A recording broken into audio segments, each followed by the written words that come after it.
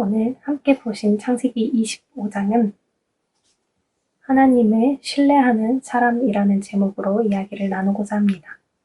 25장은 우리가 여태까지 함께 했던 아브라함, 그 아브라함의 이야기가 마무리되면서 아브라함의 자손인 이삭을 통해서 이삭의 자손인 에서와 야곱에 대한 이야기가 시작되는 것을 알 수 있습니다.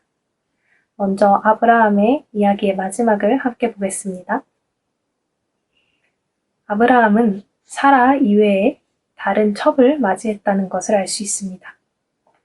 1절에 보시면 그의 이름은 그두라라고 나오죠.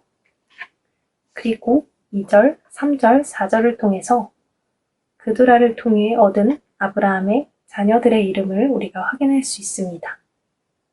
그런데 5절에 보면 아브라함은 이삭에게 자기의 모든 소유를 주었다라고 나옵니다. 아브라함은 자신이 나이가 차면서 자신의 삶을 마감하기 전에 자신이 가지고 있는 모든 것을 정리하는 시간을 가졌던 것입니다. 허나 그 중에 이삭에게 자신의 소유의 모든 것을 주었다라고 나오죠. 이것은 아브라함이 소유한 재산, 즉 가축, 종, 재물, 땅만을 가리키는 것이 아니라 하나님과 맺었던 언약, 즉 가나안 땅에 대한 약속과 그 외에 자녀와 부에 대한 모든 상속권까지 포함하는 전체적인 의미를 지니고 있습니다. 아브라함은 오직 이삭만을 유일하고 합법적인 상속자로 삼고 이삭에게 가정 전체를 양도해 준 것입니다. 그런데 6절에서 보면 아브라함이 자신의 서자들에게도 재산을 나눠 주었다라는 것을 알 수 있죠. 서자, 즉 이삭이 아닌 정식 부인인 사라에게서 얻은 자식이 아닌 첩에게서 얻은 자식이라는 뜻입니다. 그리고 이 서자들에게 자신의 재산의 일부를 나누어 준 후 이삭을 떠나 다른 땅으로 가서 거주할 것을 명령하였죠. 이것은 당시 시대 상황으로 봤을 때 정식 부인에게서 출생한 자식 외에 첩의 아들인 서자에게는 재산 상속권이나 가문의 계승권이 주어지지 않는 것이 정당한 관례였습니다. 그럼에도 불구하고 아브라함은 첩들이 낳은 아들들에게도 필요한 재산을 나누어 주는 것을 볼 수 있죠. 이것은 훗날 이삭이 다른 자식들로부터 재산과 관계된 분쟁에 휩싸이지 않도록 보호하려는 의도를 가지고 있었다라고 볼 수 있습니다. 아브라함은 이삭만이 유일한 약속의 자녀라는 것을 알았습니다. 그렇기 때문에 이삭이 하나님의 약속의 땅에서 살아갈 때 어떠한 분쟁에도 휩싸이지 않도록 미리 방지해 둔 것이라고 알 수 있죠. 그리고 아브라함은 마지막 준비를 모두 마친 후에 나이가 차서 죽게 됩니다. 그리고 아브라함은 사라를 장사했던 막벨라 굴에 함께 장사되게 되죠. 그 굴은 우리가 23장을 통해서 함께 봤었습니다. 사라가 죽고 아브라함이 그를 장사할 땅을 사는 과정을 우리가 함께 보았었죠. 그리고 11절에 보면 아브라함이 죽은 후에 하나님이 그의 아들 이삭에게 복을 주셨다라고 나옵니다. 하나님께서 그 아들 이삭에게 복을 주셨다라는 것은 아브라함에게 주신 그 하나님의 약속이 이삭에게로 이어졌다라는 것을 알 수 있습니다. 이삭에게 하나님의 복이 그대로 계승되었다라는 것이죠. 그리고 아브라함의 죽음 이후 11절에서 18절까지는 이스마엘의 계보가 등장을 합니다. 이스마엘이 누구였는지 기억나나요? 이스마엘은 아브라함이 하갈을 통해 낳았던 아브라함의 첫 번째 자녀였습니다. 아브라함의 죽음에 관한 기록 이후에 언급된 것은 언약의 2세대인 이삭에 관한 기록에 앞서서 아브라함과 관련된 모든 족보를 정리하고자 함이었습니다. 이후에는 이스마엘과 관련된 계보가 더 이상 나오지 않습니다. 하나님께서 선택하신 자손은 이삭이었기 때문이었죠. 그리고 그 이스마엘의 족보를 나열한 후에 아브라함의 이야기는 이곳에서 마무리가 됩니다. 그리고 19절에 보면 이삭에 대한 이야기가 나오면서 에서와 야곱에 대한 이야기가 새롭게 시작을 하게 되죠. 20절에 함께 보시면 리브가를 맞이한 이야기가 짧게 나오게 됩니다. 우리가 창세기 24장을 통해서 이삭의 아내 리브가를 맞이하는 그 긴 과정을 함께 보았었죠. 기억나나요? 그런데 21절에 보면 이삭의 아내 리브가가 임신을 하지 못하였다라고 이야기가 나옵니다. 우리가 비슷한 장면을 한번 봤었죠. 네, 맞습니다. 아브라함의 아내 사라가 임신을 하지 못하였던 그 장면과 유사하게 생각이 됩니다. 리브가는 결혼한 지 20년이 지나도록 임신을 하지 못하였다라고 나옵니다. 그러나 그를 위하여 이삭이 하나님께 간구하였다라고 나오죠. 그리고 하나님께서는 그 간구를 들으시고 리브가가 임신을 할 수 있도록 태를 열어주셨습니다. 우리가 사라가 이삭을 임신하는 과정을 통해서도 보았지만 언제나 하나님께서는 하나님의 방법으로 하나님의 때에 그들에게 알맞은 것들을 주신다는 것을 알 수 있습니다. 그런데 22절에 보면 리브가가 임신한 아들들이 태 속에서 서로 싸운다라고 이야기가 나오게 되죠. 그리고 이를 당황스럽게 여긴 리브가는 하나님께 이것이 무슨 일인지 묻습니다. 리브가는 쌍둥이를 임신했던 것이죠. 그런데 쌍둥이를 임신했던 리브가가 그 과정 가운데서 두 아이가 분쟁을 한다라는 것을 느꼈던 것입니다. 그런데 하나님께서 리브가에게 이렇게 얘기를 해주십니다.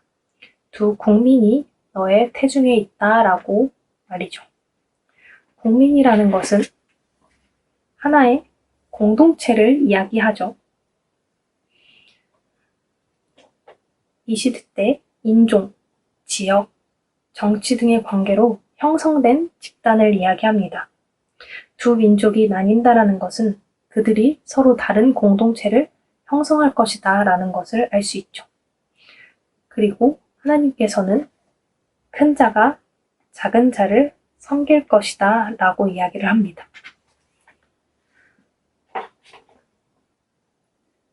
그리고 그가 해산의 기한이 차고 쌍둥이가 태어나게 되죠. 먼저 나온 자는 에서라 이름을 짓게 되고 두 번째로 나온 자는 야곱이라고 이름을 짓게 됩니다. 야곱은 에서의 발꿈치를 잡고 나왔다라고 우리가 26절을 통해서 확인할 수 있습니다.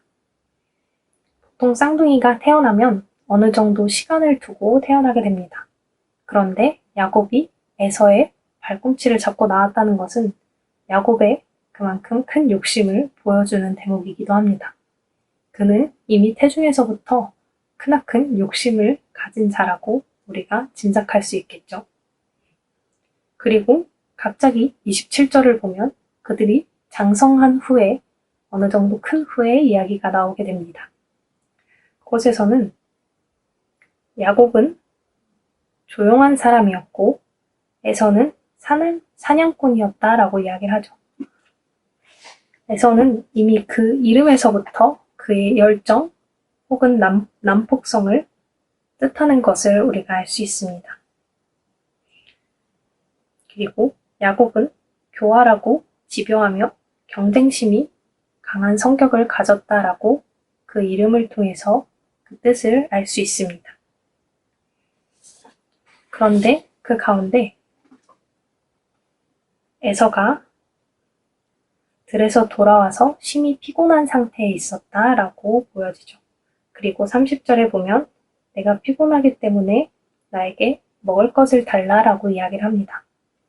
여기서 피곤하다라는 것은 단순히 지쳤다라는 것이 아니라 몸과 마음이 더 이상 아무것도 할 수 없는 상태로 매우 지쳐있는 상태다라는 것이에요.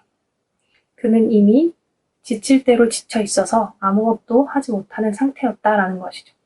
그런데 이 틈을 타서 야곱이 그에게 장자권에 대한 이야기를 합니다. 장자권이라는 것은 보통 먼저 태어난 자, 즉 에서가 가지고 있는 것이 당연한 것입니다. 그런데 야곱은 그 장자권에 대한 욕심이 있었다라는 것이죠.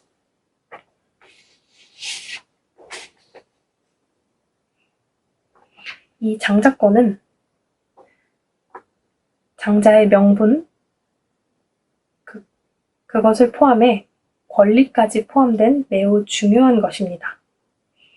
장자는 아버지의 권위를 공식적으로 이어받고 사회적으로도 한 가문의 대표자로 인정받을 뿐 아니라 다른 형제들보다도 유산을 훨씬 더 많이 받을 수 있습니다.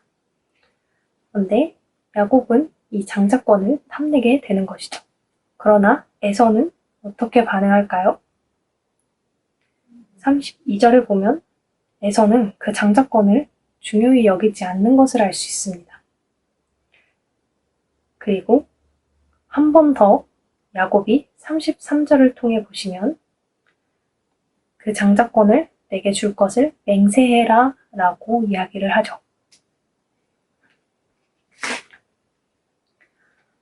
야곱은 굉장히 인간적인 술수를 펼치게 되는 것입니다. 에서가 빈곤할 때 굉장히 심신이 지쳐 있을 때를 틈타서 그 장자권을 빼앗을 계략을 세웠다라는 것이죠. 그러나 에서는 그 장자권을 귀히 여기지 않았습니다. 34절에 보면 33절에 보면 에서는 맹세를 하고 장자권의 명분을 야곱에게 팔았다라고 나옵니다. 그리고 34절에 보면 야곱은 그 대가로 떡과 팥죽을 에서에게 주었고 에서가 그것을 먹었습니다. 그것은 에서가 장자권의 명분을 가볍게 여겼다라고 이야기가 마무리가 됩니다. 사실 이렇게 말로 장자권을 주세요. 알겠어. 내가 너에게 줄게 라고 이야기한다고 장자권이 함부로 넘어가게 되는 것은 아닙니다. 그것을 에서도 야곱도 알고 있었겠죠. 그러나 에서의 태도는 옳다고 이야기할 수는 없습니다. 자신이 가지고 있는 장자권에 대한 소중함을 몰랐기 때문이고 분명 하나님께서 이루실 그 약속을 귀히 여기지 않았다는 것을 알 수 있죠. 허나 야곱의 태도 또한 굉장히 인간적이고 비겁하다라는 것을 알 수 있습니다. 분명히 하나님께서는 태중에서 작은 자가 큰 자를 섬길 것이다 라고 이야기를 해주셨습니다. 이미 야곱을 선택하셨고 야곱을 통해서 하나님의 약속을 이룰 것이라는 것을 미리 말씀을 해주셨다라는 것이죠. 야곱이 굳이 자신이 인간적인 계략을 쓰지 않더라도 하나님의 계획 안에서 그 모든 것이 야곱에게 초점이 맞추어져 이루어져 갈 것이었을 것입니다. 그러나 야곱은 왜 이런 행위를 했었던 것일까요? 그는 하나님을 의지함이 부족했고 하나님을 깊이 신뢰하지 못했던 것을 알 수 있습니다. 분명 하나님께서 해주신 그 약속이 성취되어 갈 것을 신뢰했다면 그는 인간적인 불안함, 조급함, 간교함은 가지지 않아도 됐을 것입니다. 실제로 야곱의 이러한 실수 때문에 그는 아버지의 집을 떠나서 20년이나 다른 지역에서 머물게 되는 이야기가 이후에 나오게 됩니다. 오늘 본문에서는 두 가지의 교훈을 볼 수 있습니다. 첫 번째는 하나님의 선택의 주권에 대한 이야기입니다. 첫 번째로 태어난 아들은 하갈을 통해 얻은 이스마엘이었지만 하나님께서 택하신 것은 이삭이었습니다. 첫 번째로 태어난 아들이 아니라 하나님께서 택하신 이삭이었죠. 그러나 사람들은 이렇게 생각할 수 있습니다. 이스마엘은 하갈, 즉 첩을 통해 낳은 자식이었고 이삭은 사라, 정부인을 통해 낳은 자식이었기 때문에 이삭이 선택된 것은 어찌 보면 당연한 일이 아닐까라고 이야기할 수 있습니다. 그러나 이삭이 선택된 것은 당연한 일은 아닙니다. 왜냐하면 하나님께서 이삭을 선택하셨기 때문이죠. 그러나 사람들은 정부인의 아들이기 때문에 이삭이 선택된 것이 당연한 일일 수 있어. 그는 그럴 만한 사람이었을 거야 라고 짐작합니다.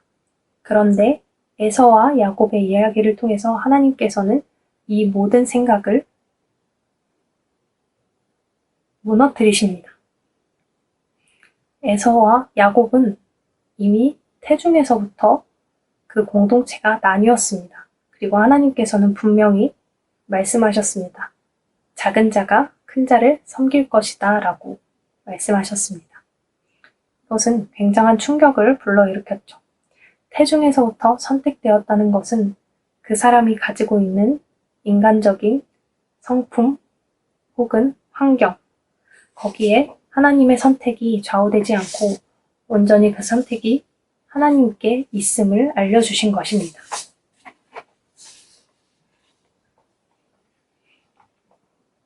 그리고 두 번째로는 에서와 야곱의 장자권에 대한 이야기를 통해 알 수 있는데,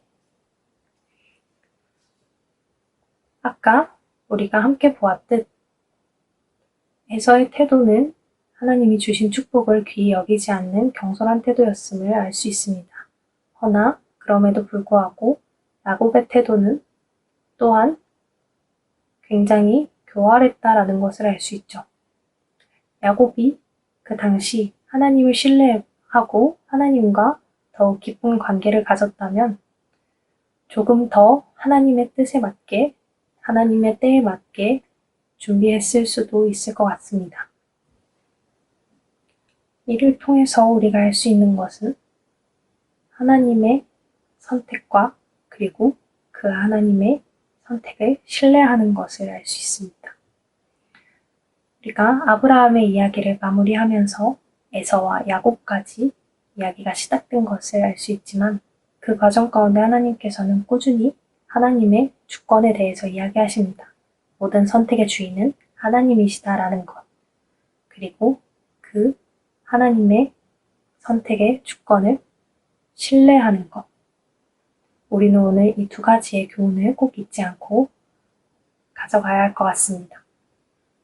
하나님의 주권을 신뢰하는 사람은 하나님께서 우리에게 정말 적합한 때에 적합하신 방법으로 우리에게 필요한 것들을 채우실 것을 믿는 사람입니다. 그렇다면 우리가 그것을 인내하는 것 또한 기쁨으로 할 수 있겠죠. 왜냐하면 하나님을 신뢰하기 때문에 우리에게는 그 어떤 불안함도 조급함도 있지 않기 때문입니다. 우리가 어떠한 일을 기다리면서 내 마음이 불안하거나 조급하거나 때로는 정말 좌절스러운 감정들이 생긴다면 우리는 다시 한번 하나님을 신뢰하는 우리의 마음들을 점검해 보아야 할 것 같습니다. 야곱 또한 이러한 실수를 저질렀지만 그 이후 하나님과 함께하며 그가 가지고 있는 생각들이 무너지고 하나님을 더욱더 신뢰하는 자로 나아가는 것을 우리가 함께 볼 것입니다. 그리고 이미 아브라함을 통해서도 함께 보았죠. 그의 믿음은 굉장히 연약했습니다. 그가 인생에서 많은 실수를 했던 것도 우리가 이야기를 했었습니다. 그러나 그는 그것에 그치지 않고 하나님과 함께하면서 꾸준히 그의 믿음이 커져가는 것을 우리는 또한 함께 보았었죠. 우리의 믿음이 지금은 비록 흔들리고 연약할지라도 하나님과 함께하는 시간을 통해서 우리는 믿음의 사람으로 점점 더 성숙해 갈 것입니다. 그러기 위해서는 우리가 하나님을 더욱더 신뢰하고자 하는 소망을 가지고 꾸준히 말씀과 기도로 하나님과 함께하는 것이 중요하겠죠? 오늘 말씀을 통해서 이 두 가지 교훈을 꼭 기억하시고 더욱더 매일매일 하나님과 함께하기를 기뻐하는 우리 교회 학교 여러분들이 되시기를 간절히 소망합니다.